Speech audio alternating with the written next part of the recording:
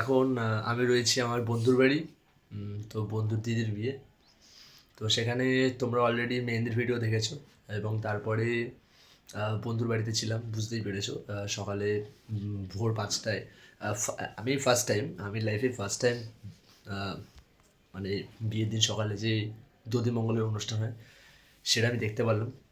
Really আমার খুব ভালো লাগছে এবং খুব সুন্দর একটা অনুষ্ঠান।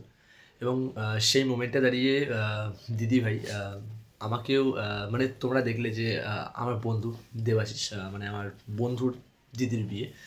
তো কত সুন্দর করে দধিমঙ্গলটা মানে খাইয়ে দিল আর কি।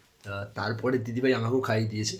বাট দুর্ভাগ্যবশত আমি সেই মোমেন্টটাকে আমি ক্যাপচার করতে পারিনি, তার কারণ আমি ফোনটা অফ করে আমি করেছি, মানে দধিমঙ্গলটা খেলাম আর কি, দিদিভাই খাইয়ে দিল। রিয়েলি ওই মোমেন্টটা আমি ক্যাপচার করতে পারিনি বলে একটু মন খারাপ। বাট খুব ভালো লাগার বিষয় যে আমি ফার্স্ট টাইম দধিমঙ্গল খেলাম এবং সেটা দিদিভাই খাইয়ে দিল, সত্যি।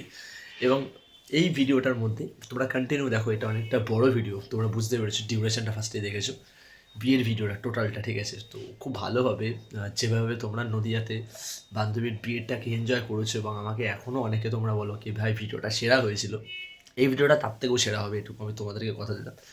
সো ভিডিওটা দেখতে থাকো। আমি ভিডিওর মধ্যে আমার মুখ আনবো না, কেন এই ভিডিওর মেন মেন কন্টেন্ট হচ্ছে দিদিভাইয়ের বিয়ে। সো মেন ওটাই হবে, সমস্ত মুমেন্টগুলো আমি আনবো, বাট আমি আমার ফেস আর আনবো না।